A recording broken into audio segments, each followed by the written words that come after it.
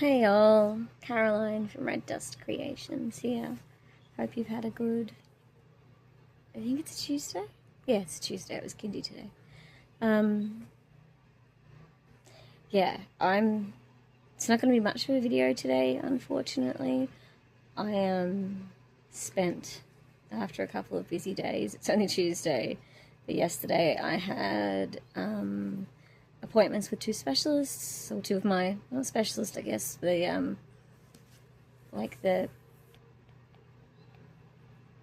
extra care kind of people, I guess. My exercise physiologist and a new dietitian, as well as my GP. I remembered about the exercise physiologist and almost forgot the doctor and the dietitian after the end of work, but I needed to go to the doctor because I've got a pretty nasty case of sinusitis that's at antibiotic level. In the past, I've had complete blockages of sinuses that required surgery in order to drain them. Yeah, which is not great, obviously. So that required an ENT and everything else. That was my sphenoid sinus, completely blocked up, if it hadn't been discovered. Apparently it can eat its way through your bone. Did you know that? Interesting fact. But yeah, so it's trying to plug that up. Like, all the grossness that's inside of me is trying to currently get back up in there, and I'm not having it. So my GP is pretty good. Like, he hits it with a decent amount of antibiotics straight away, knowing what's happened in the past and things like that. So that's really good. But yeah, so I've had my first dose of antibiotics this morning. Second dose I'll have tonight, and hopefully once the 10-day course has run its course, as it were, I will just be back to normal levels of not working properly without the extra sinus pressure and stuff, which then messes with the trigeminal neuralgia and the migraine-related pain and things like that. So yeah, very shortly I'm going to be giving up on on life for the day, and I'm going to go and rest. I'll go into my bedroom, which is kept dark and air conditioned at all times, because that is the dark and cool is optimal for head pain with the trigeminal nerve and the migraineness. So I will try for some sleep. Sorry about this little fluff here. This corduroy has decided that he must be on my lap. And if I spun you around on the other side of my phone, you would see Trixie basking in the sunlight. And then if I went off to that side on the ground, you would see Nancy also curled up in the warmth of the old veranda. So I'm in the big old rocking chair. Well, just the big rocking chair. It's not old, it's new. But I don't get much of a look in a lot of the time because the cats are in it. Sorry, I'm a bit waffly. I'm not obviously 100%. And yeah, but I thought I would just touch base and try one of these. I think I keep hearing content creators calling them talking head videos, whereas I just figure it's just me talking to you. So you've had your daily dose of corduroy by him jumping, and he's now gone off to explore somewhere else. He did not want to go outside this morning. It was not cold. It's we live in like northwestern outback Queensland, and like our winter has not been winter by any stretch of the imagination for someone who grew up in Victoria. But he doesn't like being outside. He actually loves being outside. He just doesn't like being left outside because he thinks that, I actually don't even know what he thinks, to be honest. He's a tiny dog. It's ridiculous. But of late, like, if I don't put him in his crate in the morning or manage to get him outside in the morning, if I leave and then Anthea's still home, so my niece, Corduroy will hide under my bed where she can't reach him so that he can't be put outside or in his crate. Yet, he's more than happy to be in his crate. Like, he goes in there, I'm just like, it's time to go into your room, buddy.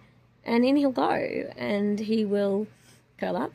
He'll literally sleep the day away. And but it's something, he just won't do it for ants. As soon as she gets her work gear on, it's not a thing. So she now has to work it out so that whatever she's going to do with him, it has to happen before she gets into her work clothes, because he can tell the difference. I mean, the cats are the same.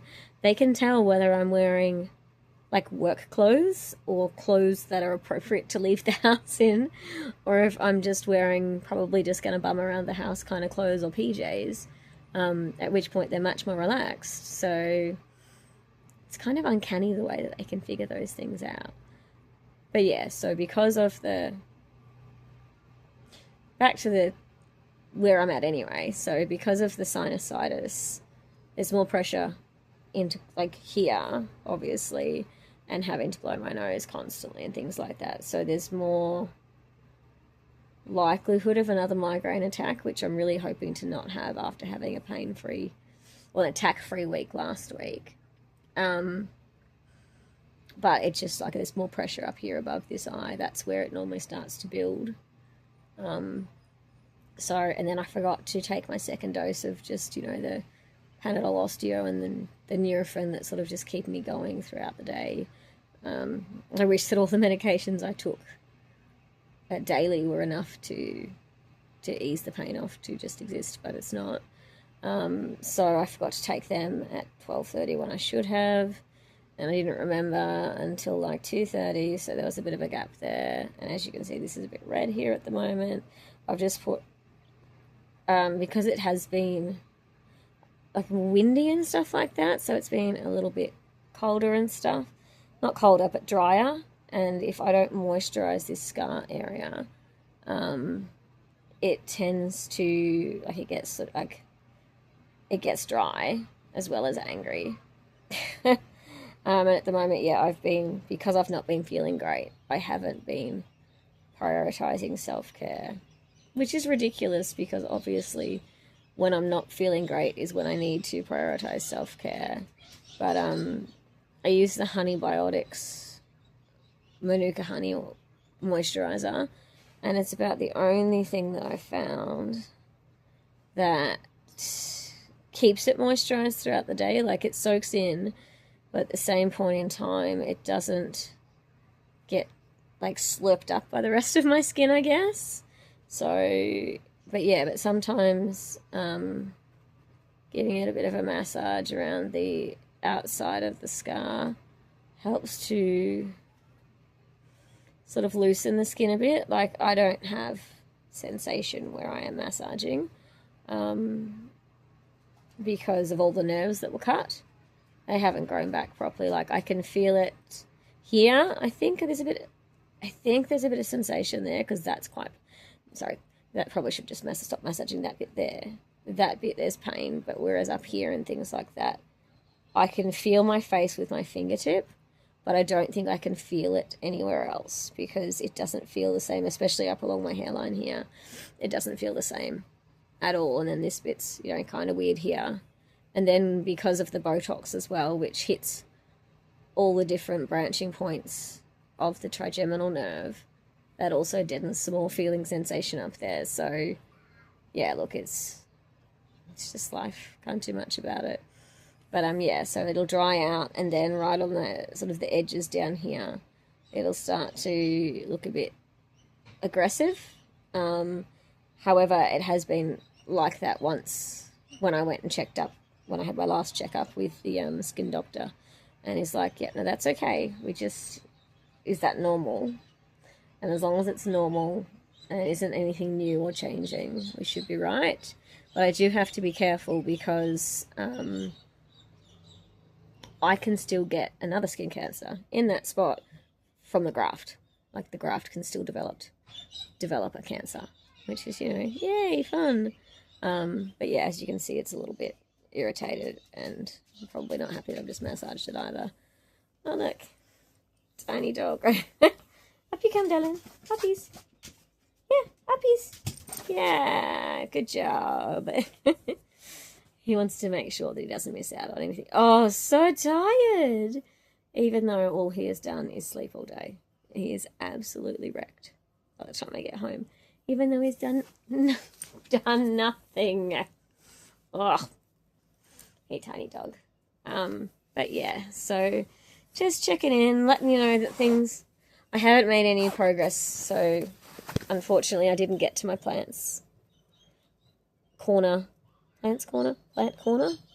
propagation corner, greenery corner, garden corner, whatever.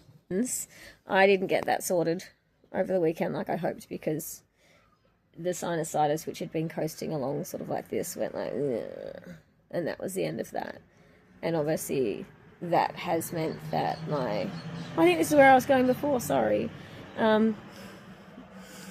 that I've been in a bit of flare with my fibro pain. So yesterday I could barely hold a knife or fork. Anything touching my skin hurt. So my clothes hurt, corduroy touching me hurt, the cats touching me hurt, my glasses on my face hurt. Like everything was just harder than it needed to be, and everything was just so sensitized. But also all my joints, like my elbow, like not just my normal hand pain, it was sort of my joints and stuff, like my bigger joints. Usually with the rheumatoid arthritis and stuff, it's more in your small joints, so you can see that it's quite, I don't know if you can tell actually with the sunlight there. I don't know which way to hold my hand to show you that the knuckles are completely white, even though my hand is not even closed. That's just from the information. But yeah, so it's usually the small joints of like your hands or your feet and things like that that go to start with, and then it's the bigger ones. But yesterday, like muscles, joints, everything hurt. So when it's like that, it's usually I need to try and melt the skin off my bones, have it melt the skin off my bones, sort of hot bath, to try and relax everything a little bit before I go to bed. But then I couldn't sleep. Like I got 2 hours sleep and then I was awake.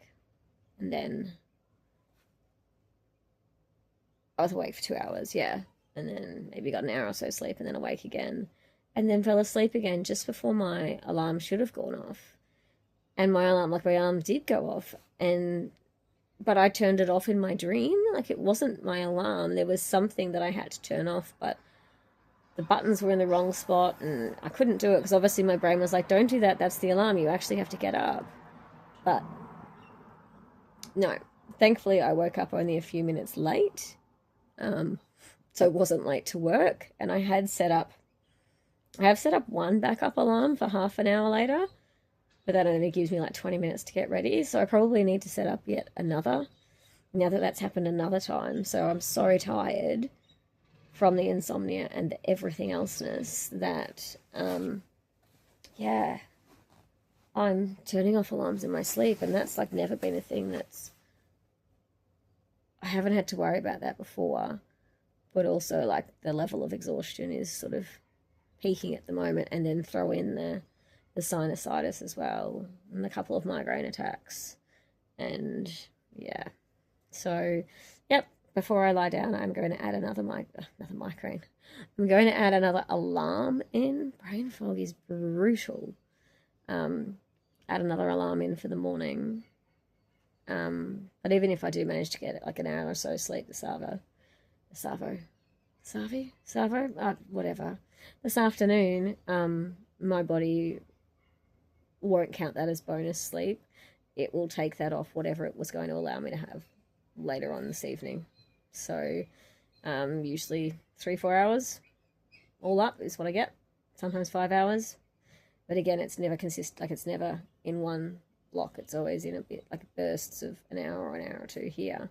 But yeah, so if otherwise I would have slept 5 hours tonight, it'll be like, no, you managed to have a nap for an hour and a half, so you can only get 3.5 hours later on when I actually go to bed. But yeah, I think I've waffled on it for you enough. I think this is definitely qualifying as like a talking head video or whatever, or just a, hey, this is my life update chat. But yeah, hopefully the antibiotics kick in, don't have any nasty side effects or anything from that. Like these ones I have quite frequently. As I said, my GP is really good. Like he's been through the whole sinus issue with me, like the process of that. So he doesn't muck around with it. He's retiring in like a month, and because of our location and things like that, we don't know if we have another doctor coming in to replace him. I mean, ideal would be 2 doctors, but we can barely get one, And the thought of having to explain my whole health and life story to yet another person, like that's what I had to do with the dietitian last night, and that like drained the life out of me, having to answer all the questions, try and explain things.